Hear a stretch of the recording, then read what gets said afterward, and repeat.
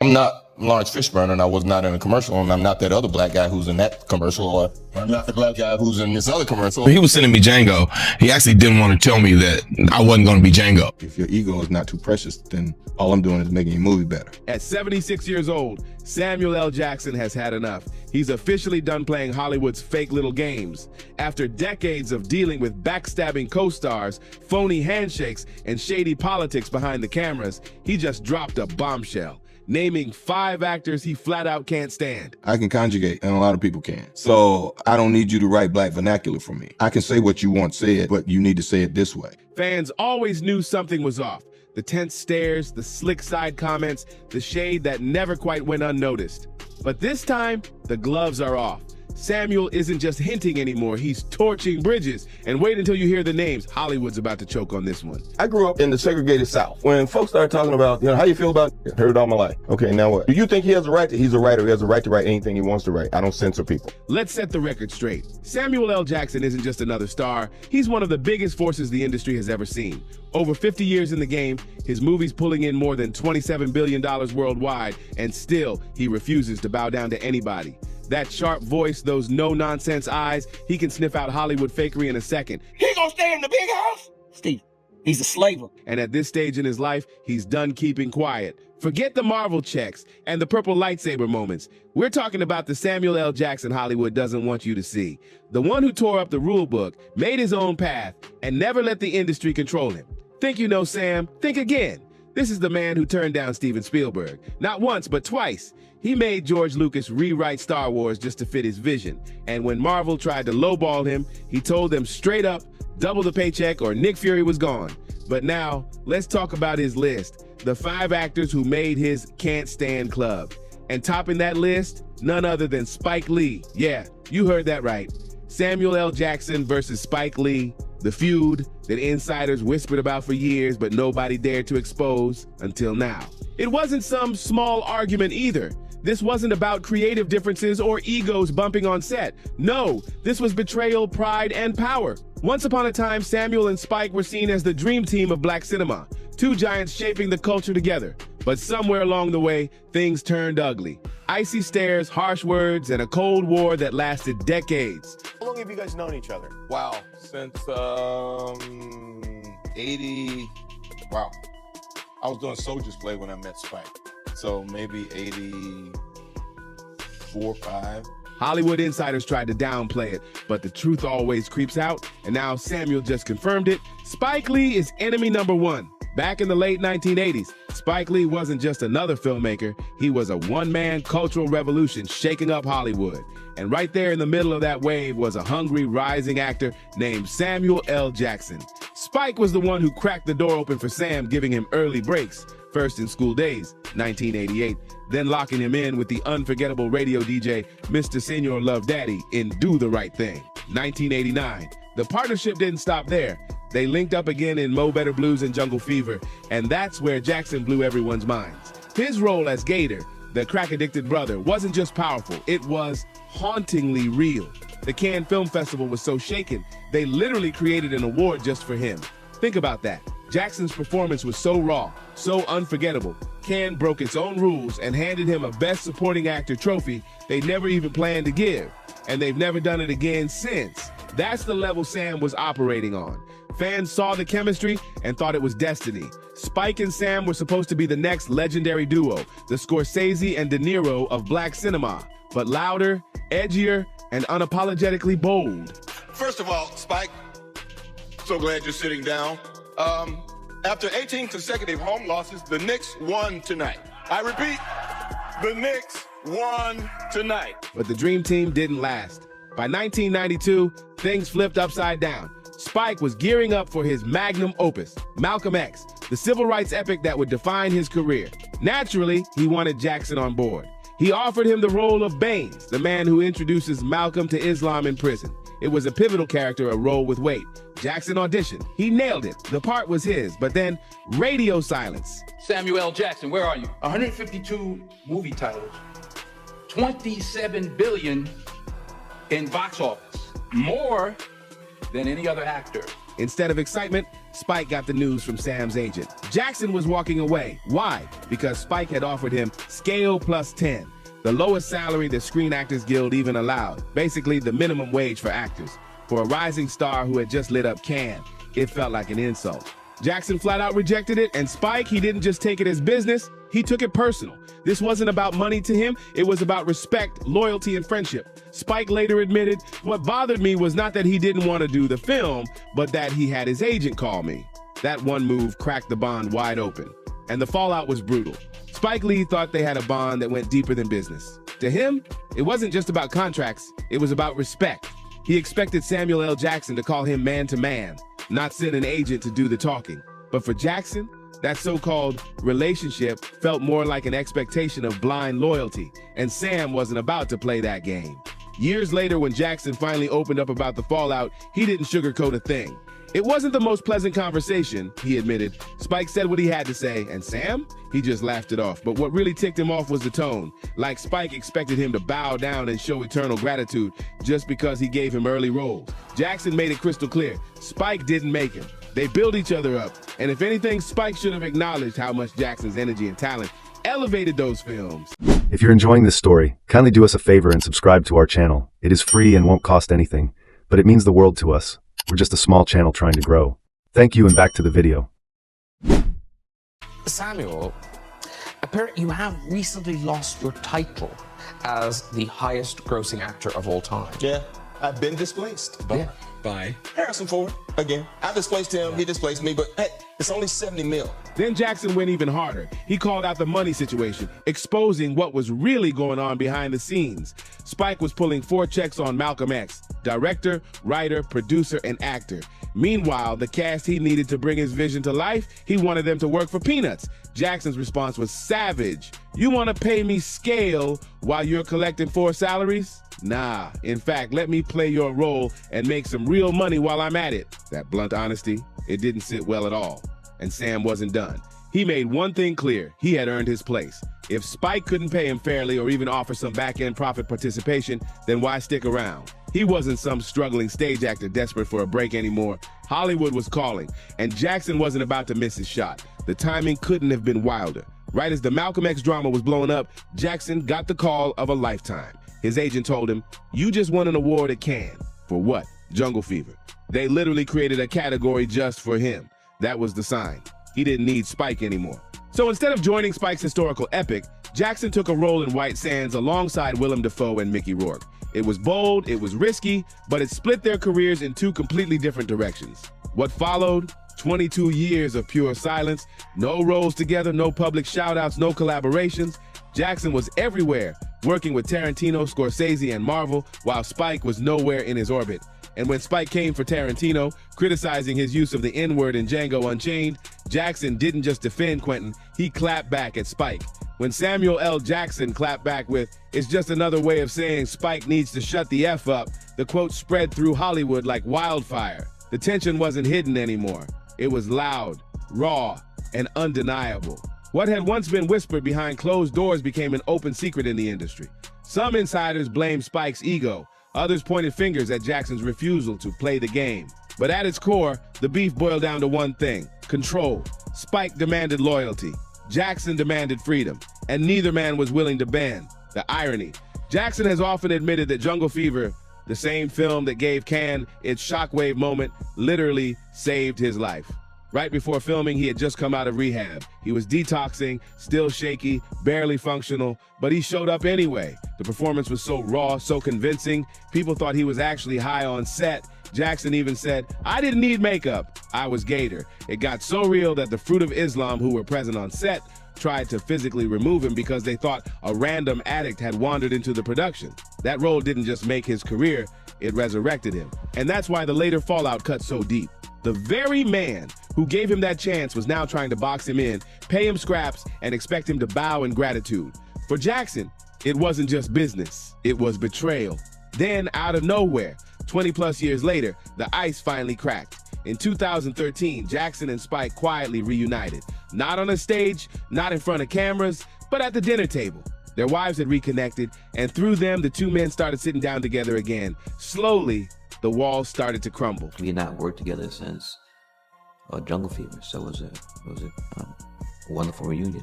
That's when Spike mentioned he was remaking Old Boy. Jackson jumped at the opportunity. Can I be in it? And just like that, after more than 2 decades apart, they were back on a set together.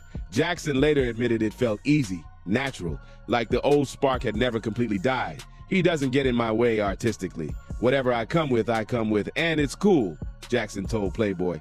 But let's be real. Some polite dinners and one underwhelming movie. That doesn't erase decades of silence, bitterness, and betrayal. The scars were still there, and everyone in Hollywood knew it.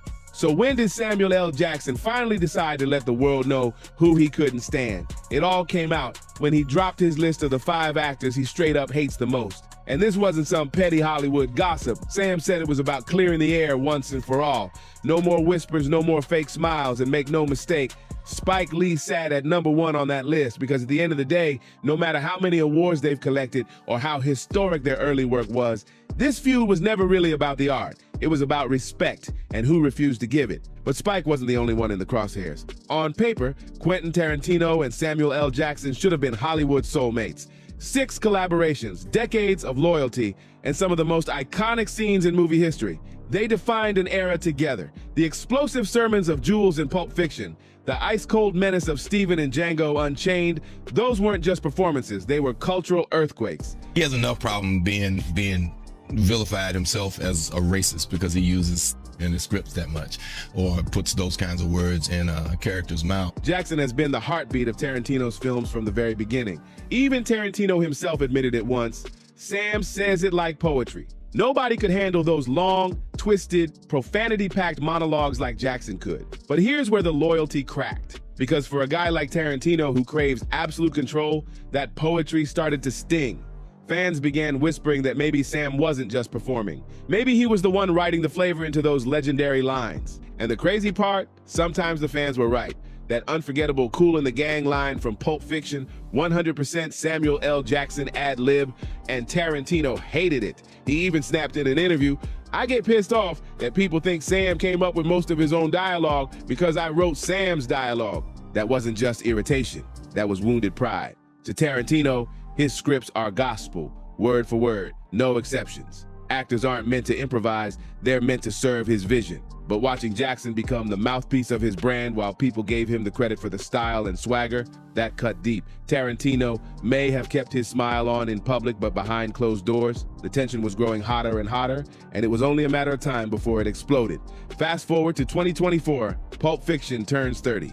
Fans expected a warm reunion, full of nostalgia when Tarantino and Jackson shared the stage at the TCM Classic Film Festival. Instead, the vibe was icy, the energy awkward, and the side eyes impossible to ignore. Tarantino slipped into his usual routine of stroking his own ego, analyzing his films like gospel. But Jackson wasn't about to let him have the last word. He fired off a subtle but lethal dig, saying what separates Tarantino movies from everyone else's is how much time is spent saying who you are and how you feel. Translation, Jackson was basically saying, it's not your camera angles, Quentin. It's me who made those characters iconic. If you're enjoying this story, kindly do us a favor and subscribe to our channel. It is free and won't cost anything, but it means the world to us. We're just a small channel trying to grow. Thank you, and back to the video. Is not a fool of any sort and understands a whole lot about what's going on in life and in the world. But the tension didn't just stay on stage, it blew up into the open when Tarantino went on a podcast and trashed Marvel. He boldly declared Marvel actors aren't real movie stars, calling them nothing more than placeholders for franchise names. Big mistake, because who's been the face of Marvel's Nick Fury for nearly 2 decades? Samuel L. Jackson. And Sam didn't let it slide. He clapped back live on The View, shutting it down with one brutal fact. Chadwick Boseman is Black Panther. You can't refute that, and he's a movie star. The subtext was crystal clear. Tarantino didn't get to erase the impact of Marvel heroes just because he wasn't a fan of capes and CGI. This wasn't some playful disagreement between friends, it was a clash of philosophies. Tarantino worships cinema as high art. Jackson sees cinema as cultural impact, something that moves people beyond the film snobs. And while Sam has never needed shiny Oscars to prove his worth, he made sure everyone knew he'd rather swing a lightsaber or rock an eye patch than beg for validation. And you can bet that probably drives Tarantino insane. But here's the real dagger. Samuel L. Jackson doesn't bow at the altar of Tarantino anymore. The power dynamic has flipped. The actor who once elevated Quentin's scripts into pop culture history is now openly calling him arrogant, dismissing his opinions, and refusing to play Hollywood politics. Quentin may have helped Jackson level up from respected character actor to global icon, but he also tried to keep him in a box. And Samuel L. Jackson doesn't do boxes. The bromance, fractured, the magic, fading, and in a city full of fake smiles, Jackson just sent Tarantino a warning shot, and if you thought the drama ended there, think again. Because when it comes to his long simmering tension with Lawrence Fishburne, Sam says it wasn't just about one role. It was about respect. And if there's one thing everybody knows about Samuel L. Jackson, it's that he never forgets when somebody steps on his shine. Let's rewind to Pulp Fiction, the 1994 cult classic that transformed Jackson into a household name. His role as Jules Winfield, with that bone-chilling Ezekiel 25:17 monologue and that unforgettable death stare, cemented him as one of the most iconic actors in cinema history. Yes, you did. Yes, you did, Brett. You tried to... But here's the messy truth most fans don't know. That role wasn't even supposed to be his. Originally, Quentin Tarantino offered Jules to Lawrence Fishburne, and Fishburne turned it down. Now here's where it gets shady. Years later, in a casual interview with Gemma Hill, Fishburne casually dropped the bomb like it was nothing. I turned down Pulp Fiction. I don't regret that at all. That's the role that made Sam Jackson a star, and I contributed to that. I stayed out the way. Wait, contributed, stayed out the way? To Jackson, that wasn't just shade, that was a full-blown ego trip. It's one thing to reject a role, it's another to act like you gifted someone a career by walking away. Knowing Sam's temperament, that comment hit hard, because in Jackson's eyes, he didn't borrow that spotlight. He earned it. He owned it. To imply it was some kind of hand-me-down, that's Hollywood arrogance at its finest. And this tension didn't just stay behind the scenes. It blew up publicly in what fans still call one of the most awkward and viral moments in entertainment news. During a live TV interview, a reporter straight up confused Samuel L. Jackson with, guess who, Lawrence Fishburne. Sam's reaction legendary. He lit the poor reporter up live on air. I'm not Lawrence Fishburne. We don't all look alike. We may all be black and famous, but we don't all look alike. You are busted. The clip went viral instantly. And while fans laughed, the deeper subtext was clear. Jackson wasn't just correcting a clueless reporter, he was sending a message. Don't ever lump him in with Fishburne, and don't ever play down the blood, sweat, and rage he put into Pulp Fiction. You're as crazy as the people on Twitter. Right. I'm not Lawrence Fishburne. That's my fault. I know that. That was my fault. That viral moment wasn't just funny, it was raw frustration spilling out after years of silent tension. Because beneath the sarcasm, Samuel L. Jackson was carrying something heavier. He was tired of being confused with a man who, in his eyes, had subtly disrespected him while pretending to uplift him. And the line that cut the deepest? When Lawrence Fishburne said, I contributed to that. To Jackson, those words weren't support. They were a backhanded slap. It reeked of Hollywood elitism, like he should be grateful to have been handed scraps. As if Jules Winfield was just some leftover role he was lucky to scoop up because Fishburne passed on it. That kind of shade, it doesn't sit right with Sam. And here's the kicker. Fishburne didn't even reject Pulp Fiction because he was busy. No, I turned down Pulp Fiction. For which role? The Sam Jackson one? Of course. He admitted he didn't like Tarantino's script, that certain parts rubbed him the wrong way. But the second the movie blew up and Jackson's career skyrocketed, suddenly Fishburne wanted to be tied to it, bragging by omission, acting like he indirectly made Sam a star. Behind the scenes, insiders whispered that the two have never addressed it directly. No heart-to-heart, no clearing the air, just a silent Cold War dragging on for decades, subtle digs in interviews, icy distance at industry events, and awkward shade that fans can feel even when they share the same room. And let's be real, knowing how Jackson operates, that's enough to land you on his permanent hate list. Because when somebody dismisses your defining role, then tries to take partial credit for your rise, and people still confuse you with them in public, that's not just disrespect, that's personal. But the drama didn't stop there. You'd think being handpicked by George Lucas to join the Star Wars universe would be the ultimate Hollywood dream. And at first, it was. Samuel L. Jackson's Mace Windu became one of the most iconic Jedi Masters in the saga. That purple lightsaber, his personal request, the authority, the attitude, the badass one-liners, all pure Jackson. Samuel L. Jackson took what could have been just another background Jedi in a brown robe and flipped it into a fan-favorite legend. In the name of the Galactic Senate of the Republic, You're under arrest. Mace Windu wasn't just another Jedi. He was the Jedi. That purple lightsaber, that authority, that no-nonsense swagger, it all came from Sam. But behind the epic lightsaber duels and big screen glory, there was serious tension brewing. Because here's the twist. George Lucas never planned for Samuel to be a Jedi in the first place. Jackson himself admitted he begged just to be in Star Wars. He even said he'd be cool playing a faceless stormtrooper. That's how low his expectations were. And Lucas, he casually tossed him a role that morphed into Mace Windu. Sounds like a wholesome Hollywood dream come true, right? Wrong. He was writing episode 1, said, well, I don't know, what I could do, but, I heard you like my films. I'm like, look, man, put me in one of those white suits and let me run across screen. Fast forward to Revenge of the Sith. And the drama really exploded. Daniel Logan, the young actor who played Boba Fett, dropped a bomb years later. He revealed that originally, Mace Windu wasn't supposed to be killed by Palpatine at all. Nope, the plan was for Boba Fett to take him out. A perfect revenge arc.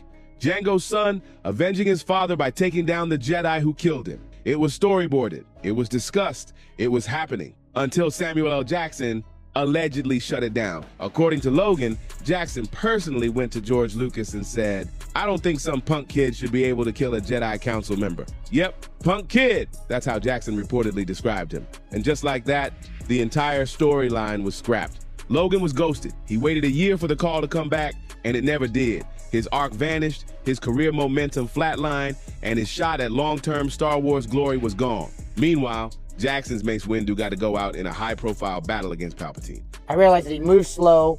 He was a very mysterious character. But then you have to recreate him because he's not that old bounty hunter yet.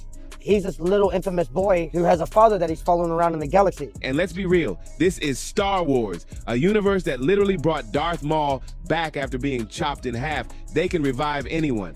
But Boba Fett, avenging his father, canceled. Why? Because Samuel L. Jackson didn't want his character going out like that. Some fans say it was ego, others argue he was just protecting the image of his Jedi, but whatever the reason, it cost Daniel Logan his breakout moment, and maybe even his career. Here's the kicker, Jackson has never addressed it. No apology, no acknowledgement, just silence. Meanwhile, Logan still talks about it at conventions, hinting that one behind-the-scenes power play from Jackson derailed his entire future in Hollywood. It's the kind of Hollywood story that never gets told out loud. One actor's legacy protected, while another's career is quietly derailed. And that's exactly why Samuel L. Jackson named George Lucas on his list. For him, it wasn't really about lightsabers or even the role of Mace Windu. It was about how the game is played in back rooms, about how power gets flexed to rewrite stories, and how one man can decide he's too big to lose while someone else gets left in the dust. And if you think that's messy, buckle up because Jackson was just warming up. The next name on his list is one that shocked everybody. When two Hollywood titans, both with careers spanning decades, both working with icons like Spielberg and Tarantino, managed to go over 30 years without ever sharing the screen, that's not coincidence. That's not scheduling. That's a choice. Samuel L. Jackson and Denzel Washington might smile for cameras, but behind the scenes, their relationship is one of the most fascinating rivalries in Hollywood. Publicly, there's respect. Privately, it's been competition for years. These two men are among the only black actors in history who consistently headline 100 million plus box office hits. That's rare air, and it breeds tension.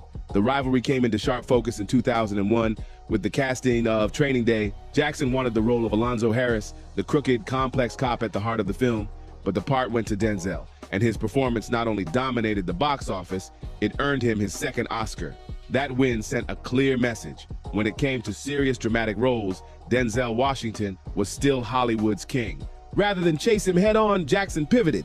He carved out his empire in blockbuster territory. Marvel, Star Wars, massive franchises that Denzel never touched. While Denzel stacked up golden statues, Jackson stacked billions at the box office. His films have grossed more than $27 billion worldwide, making him the highest-grossing actor in film history. He didn't chase Oscars. He built an empire. You do watch all your films, is this right? Yes, I do.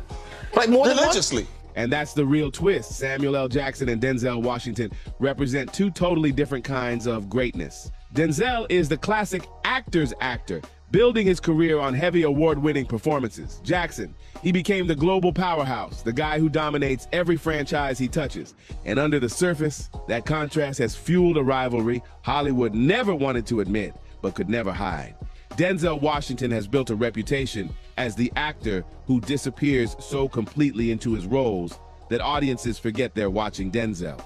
He's the pure craftsman, methodical, meticulous, and deadly serious. And he didn't just stop at acting, he launched his own production company, Monday Lane Entertainment, giving himself the power to shape the exact kinds of stories he wanted to tell. Samuel L. Jackson, he played the game in a completely different way. Instead of blending in, he built a bold, unmistakable persona and made it his brand. Characters like Nick Fury and Mace Windu aren't just roles, they're pop culture landmarks. And his Marvel contract, legendary. One of the most actor-friendly deals in the franchise's history. Jackson proved that blockbusters weren't just paycheck gigs, they could be both creatively fulfilling and insanely profitable. So if Denzel represents the purity of the craft, Jackson embodies the power of the brand. Two very different philosophies, two very different empires. Both changed Hollywood forever, just in totally opposite ways. But here's the uncomfortable truth. Studios don't see them as a dream pairing. They see them as a nightmare. Not because of personal beef, but because their instincts, their audiences, and their styles are worlds apart. Denzel avoids CGI-heavy green screen spectacles. Jackson thrives in them. Jackson doesn't chase the Oscar-bait dramas that Denzel owns. Their careers are almost designed to avoid overlap.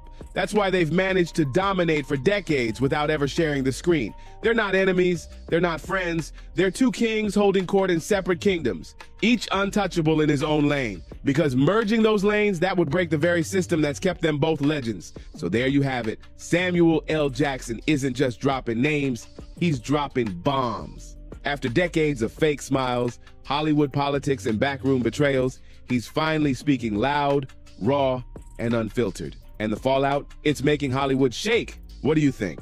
Was Samuel right to call out these names, or did he just stir up drama that should have stayed buried?